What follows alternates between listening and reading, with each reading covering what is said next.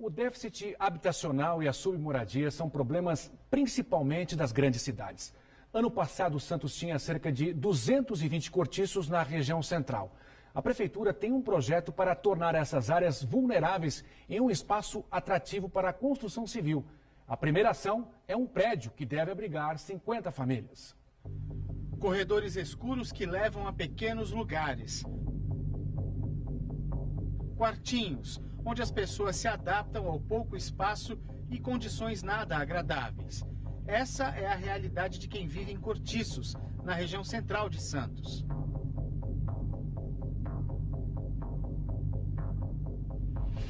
Eu estou na casa da dona Neuza, que na verdade é um quartinho bem pequenininho, paredes de madeira.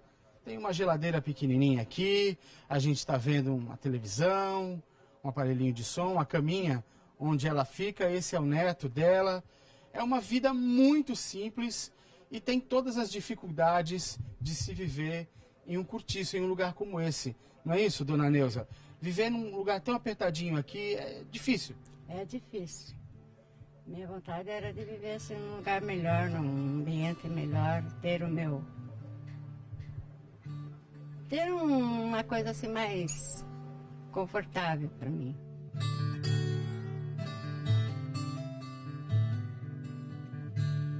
Também conversamos com a dona Cissa.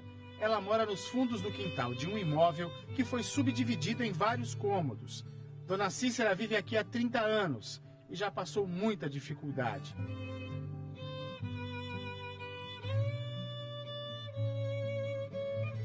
Já passei até fome, já. Cheguei a correr atrás de cesta básica, porque nessa época o meu marido trabalhava no sindicato e ganhava um salário. Um salário não dá pra nada, pagar aluguel e tudo. Na correria, as crianças tudo pequenas, não tinha como ajudar.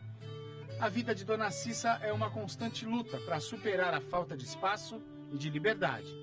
Eu quero morar num canto que eu tenho um banheiro para mim. Eu não tenho banheiro, o banheiro é coletivo, é para todo mundo. E eu quero meu banheiro, quero minha liberdade, entendeu?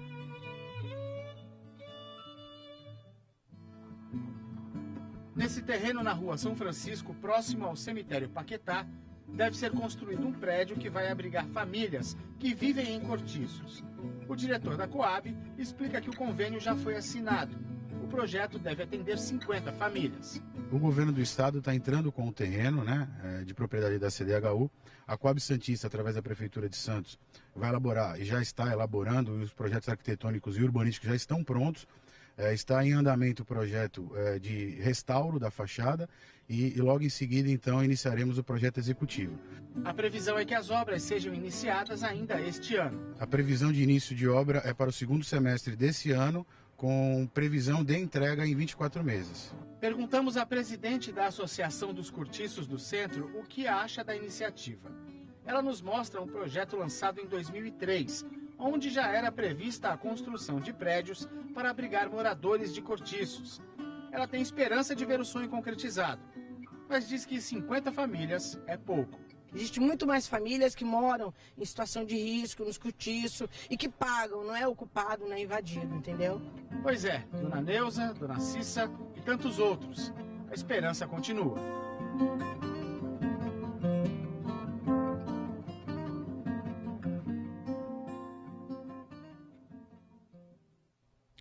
Que triste realidade, né? E para falar mais sobre o assunto, eu converso agora com o professor Nelson Gonçalves, coordenador do curso de Arquitetura e Urbanismo da Unisanta. Boa noite, professor. Obrigado por ter vindo.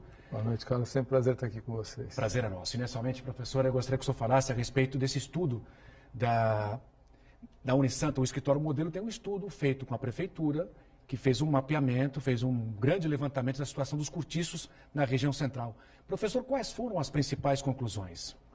As principais conclusões é que é uma tipologia muito ruim, muito insalubre, né? E que você tem a tipologia habitacional, e você tem que ter uma ação absolutamente coesa, né? Uma ação que integre tanto a restauração do bem, como vai ser feito nesse modelo que o governo do município está promovendo junto com o governo do estado, e que ao mesmo tempo tenha um mínimo de habitabilidade. Então é um modelo pelo qual todos esperam, né? É uma expectativa muito grande, e ao contrário do que falou a Samara, que realmente é muito pouco, mas é um modelo, é um piloto, né? Então é algo que deve ser reproduzido. No escritório modelo, nós já fizemos mais de 20 projetos semelhantes a esse que vai ser edificado. e todos eles estão em condições de serem aproveitados pelo município. Todos com a administração pública já, todos em mãos da Todos em prefeitura. parceria com o município. E o que propôs, além disso, desses projetos, esse estudo da Unisanta? Na verdade, muitas das nossas preocupações estão também contempladas na reflexão que foi apresentada pelo secretário Rogério. É evitar a gentrificação, que é a expulsão da população dessa região com a chegada da construção civil, né? Com o advento do VLT, passando próximo ao mercado, um lugar onde tem um grande adensamento de cortiços, a valoração dos terrenos é imediata. Professor, a gente vê aí imagens, a reportagem do Leandro Delpec e do Fabiano Roma, de como que são os cortiços pior que uma favela, né, professor? Eu penso que sim, porque, como bem disse a dona, acho que Geisa, né, que é um banheiro, às vezes, para 4, 5 famílias, um banheiro coletivo. Muitas vezes é um imóvel, a casa dela ainda é externa, muitas vezes é dentro do imóvel. Muitas vezes o que divide uma família da outra é uma corda com um pano. Né? No mesmo ambiente tem 2, 3 famílias. Então, de fato, na favela você encontra situações muito mais confortáveis e muito mais dignas do que nós encontramos nos cortiços. E sem contar os riscos também da parte elétrica, de repente de um desabamento também, não tem isso também, né, professor? Nossa grande preocupação sempre foi uma equação que envolve o gás e a eletricidade, que é perigosíssima, né? E foi feito até um trabalho de orientação, quando do levantamento, que nós levantamos mais de 400 unidades. Você falou de um déficit de mais de 200, em 2010 nós começamos com o levantamento de 400 imóveis. Né? Desses 400, 200 se cadastraram no programa Alega Centro Habitação, com o qual nós fizemos a parceria. O que acontece é que até hoje não houve uma revisão, que o secretário Rogério já anunciou que será feita, em relação a como acertar a parte econômica. Quais são os incentivos, o que pode promover, né, uma condição de executar efetivamente novas unidades, novos projetos. Esse projeto, prefeitura que banca, ou vem recurso? Não, como bem disse o Maurício, você tem linhas de crédito, né, tem o governo do estado associado, o governo do estado é dono do terreno, a prefeitura fez o projeto e o dinheiro é linhas de fomento. Só esse projeto que a gente acabou de ver agora há pouco, professor, resolve o problema? Claro que não, né? Está bem aquém da situação, né? Não tenha dúvida, mas eu aplaudo pelo seguinte, é uma iniciativa que vai concretizar um espaço e que vai ser replicada. O secretário já falou isso com muita clareza, né? É um piloto. Né? Em havendo êxito, ele será reproduzido. E mais do que isso, está havendo uma situação no momento de revisão da lei de ocupação do solo para criar novos instrumentos que permitam à construção civil fazer essa tipologia de habitação. E como tornar mais atrativa aquela região, que é uma região degradada? Então, aí é uma equação grande, precisaria de mais do que alguns minutos para te explicar. Vamos tentar sintetizar, mas é uma região valorosíssima do ponto de vista do patrimônio cultural edificado. Ela tem uma população que lá reside há muito tempo, que se nós conseguimos um espaço para a qualificação da mão de obra, você melhora essa condição financeira. Hoje, essa faixa de renda vai de 0 a 3 salários. Então, se você qualifica uma mãe, né, põe o filho numa creche meio período, essa mãe vai aprender uma profissão, costurar, pintar cabelo, cortar unha, ela se insere no mercado de trabalho e aí ela volta e complementa a renda familiar, o que dá uma perspectiva de conseguir, subsidiado em parte, mas conseguir remunerar um financiamento para uma edificação dessa. Esse dessa. projeto habitacional, então, está entrelaçado com projetos sociais. Absolutamente entrelaçado.